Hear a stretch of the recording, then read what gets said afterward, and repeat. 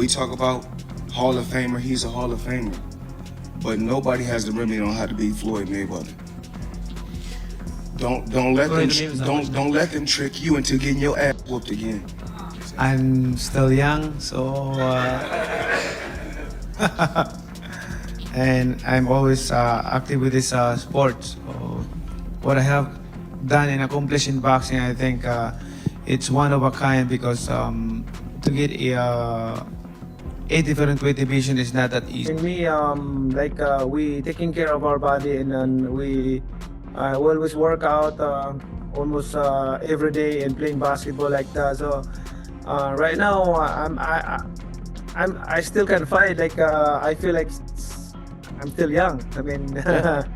Floyd Mayweather and Manny Pacquiao came together for a tense face-off before their upcoming bout, setting the stage for another meeting between two of boxing's most accomplished icons. With both men carrying legendary resumes, the anticipation around their return to the ring continues to build.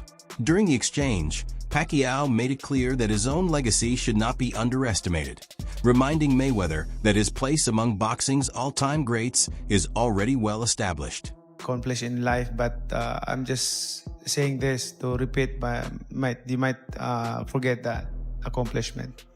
So to be the greatest boxer in the world is to know how to of course be compassionate, and to show the people that you're really a fighter. That's what I can say. At the same time, Pacquiao explained that the first meeting between them taught him important lessons, and he plans to use that experience to his advantage as he prepares for this rematch. To stay in shape, and whereas with a professional fight, like when you're training for all the top guys, you have to work extremely hard, and you have to work out extremely a lot, meaning you have to do, between 5 and 8 mile runs. You have to work out in the swimming pool. You have to chop wood. You have to do a lot of sparring. You have to do, it takes a lot of bag work, hand specialists, masseuse. It takes a lot for a fight that's at a crazy high magnitude, with a super fight. But when it's an exhibition, you can come in the gym, you can work out, you can hit the bag, you can spar a little bit, you can do little light runs, you can have fun, you can travel the world and still do your workouts. And it's Pacquiao made it clear that he wants this matchup to be treated as a genuine contest, rather than relying on the usual pay-per-view model. The event is expected to draw a huge worldwide audience through streaming platforms, sponsorship agreements, and merchandise revenue, turning it into one of the year's most significant sporting spectacles. I learned a lot on that fight. Way back 2015, I think we become mature right now, and how to handle it, and I hope that it will not happen again, the way it is last 2015. It's the experience is not really 100%, but I'm hoping for this time around no more excuses, especially to my condition, and also for everything. I'm so excited and ready to the fight.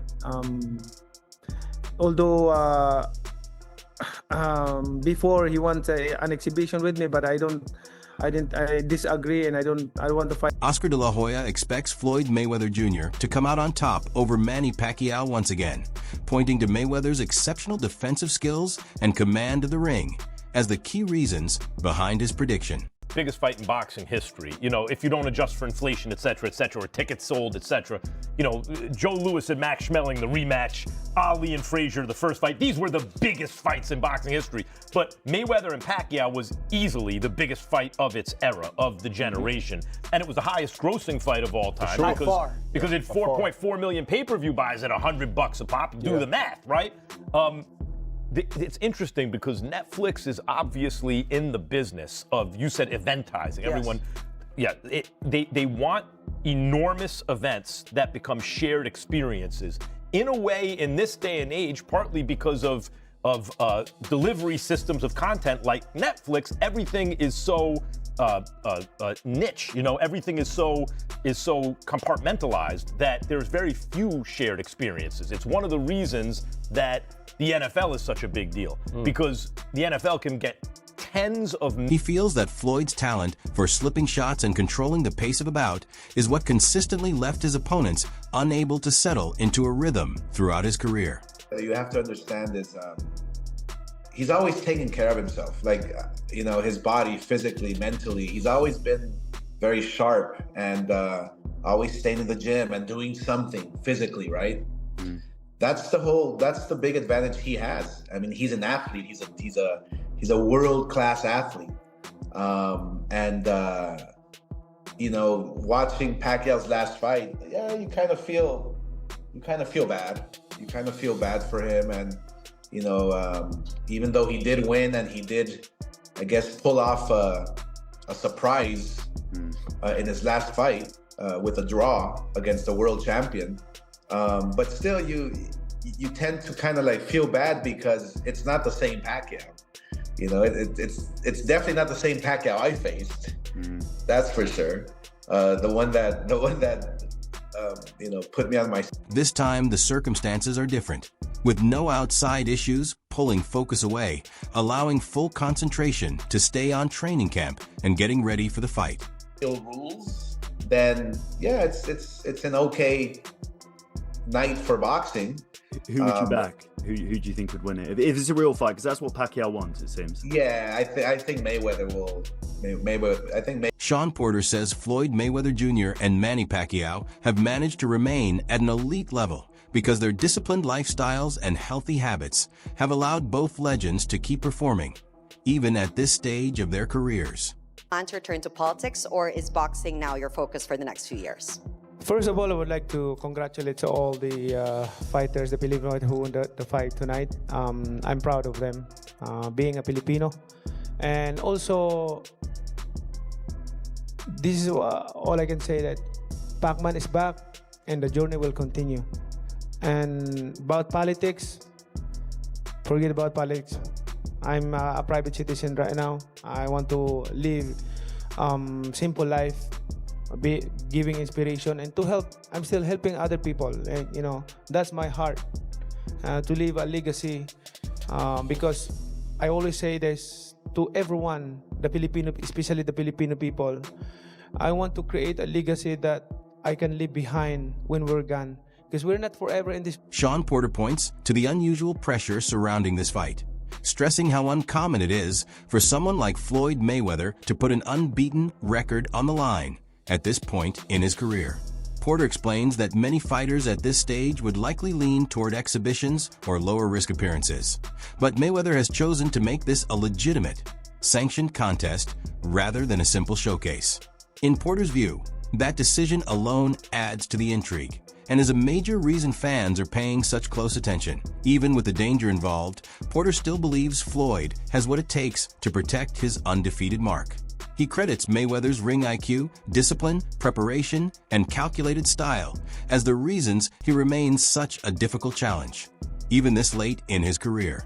Porter's argument is that years of experience, strong training habits, and a career built on smart decisions continue to make Floyd a serious threat, including against younger competition. And especially when you're 49 years old. So there's some really good pros about it. You know, he's done some exhibitions. He's shown that he still has the abilities that he's had. They're clearly not what they used to be, but they're still there. You know, and then beyond that, the fact that he lives a good, clean life. You know, he has his fun, and what I like about him, and I'm a lot the same. We have fun without, I call it clean fun, right? Yeah. So we're out there, but we're not using the alcohol. We're not using, you know, the substances and all those other kinds of things. Yeah, we may stay up late once or twice a month, 2 or 3 o'clock in the morning, but what's the worst that can happen? And for someone like him, who he got everywhere he got because of this right here, that's never going to change for him, right? So he's just going to lock back in, and he'll literally be the...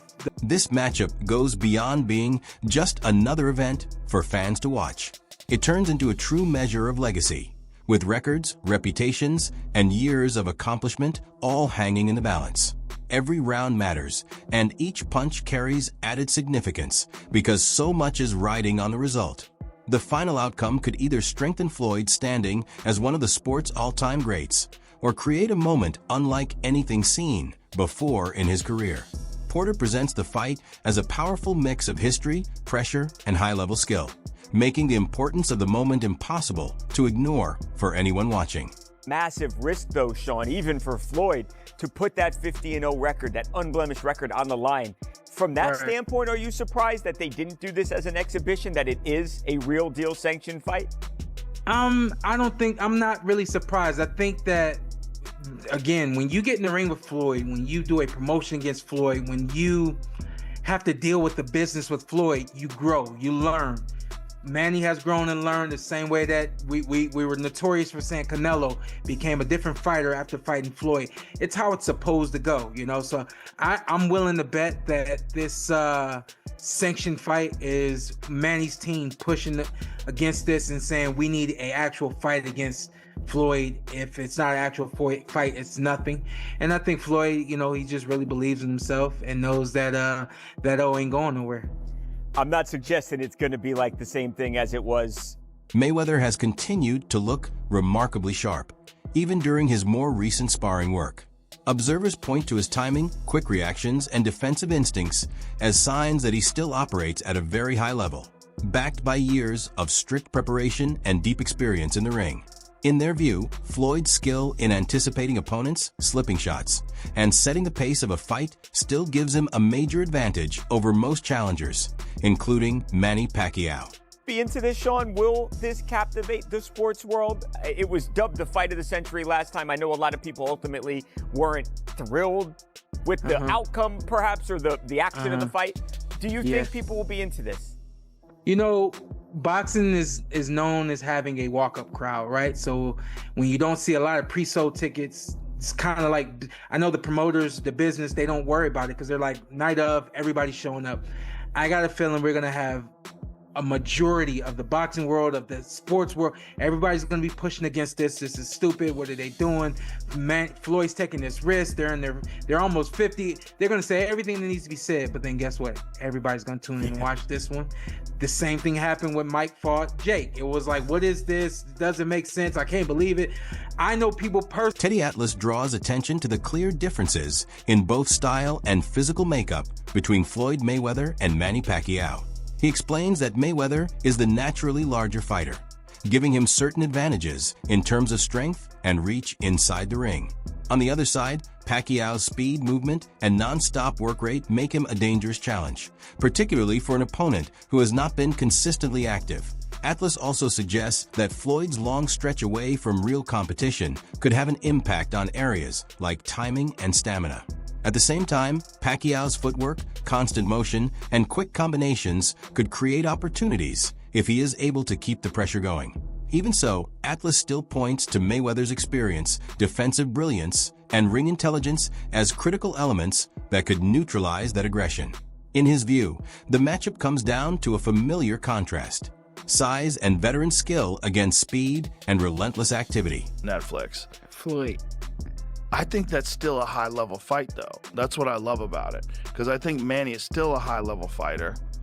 And Floyd, even in these exhibitions that he's been doing, He be looking good, huh? He looks great, man. He looks great in sparring. You see him at sparring, like, good Lord, man. Yeah. It doesn't look like he's lost a step. Yeah, I honestly, I don't see Manny being able to beat Floyd Mayweather. Like, I don't see it. I think Manny looked solid his last fight with Barrios, but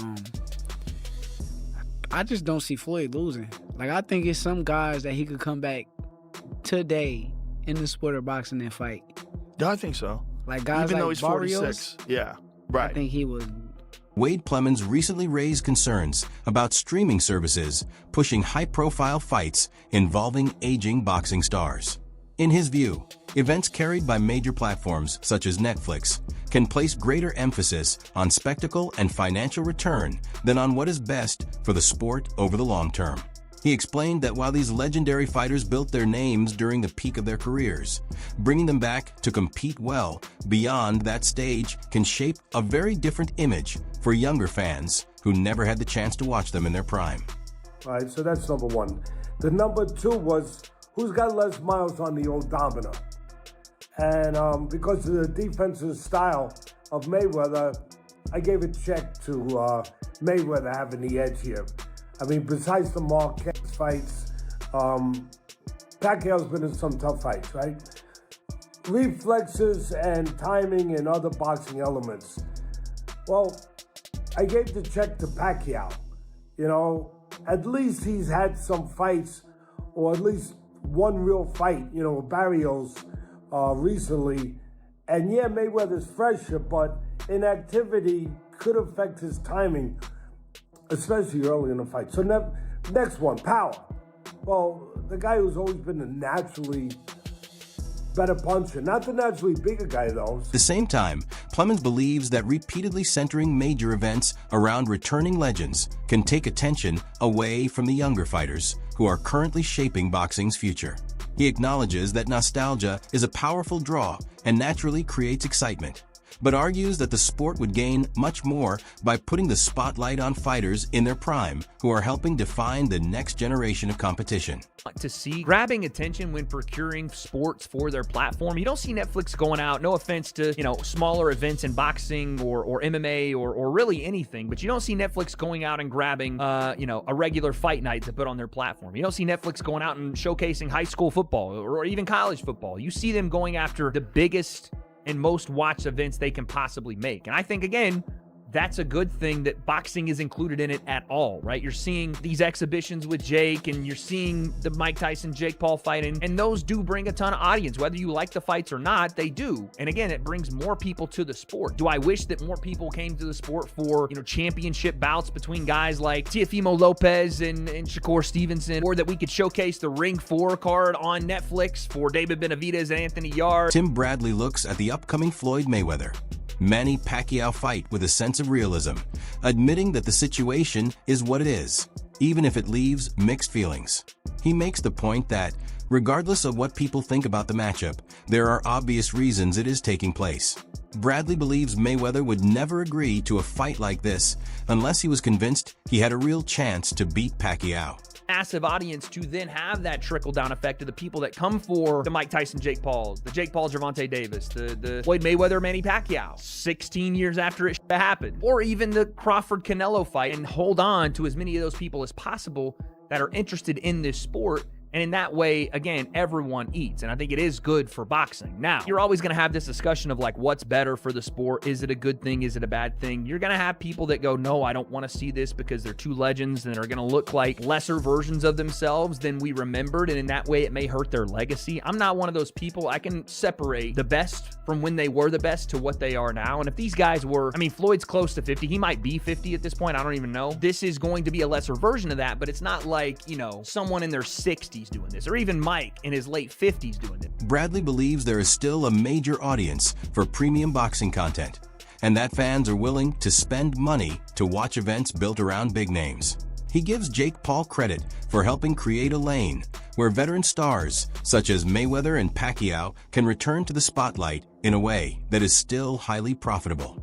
Although Bradley understands why these opportunities exist and respects the chance for legends to benefit from them, he also feels the moment has come later than it should have. Do this. That's what he's thinking. He like, I still could do this. I can beat Manny Pacquiao. I saw what Barrios did to him. So that's the reason why this fight is happening. The rumors are damn true.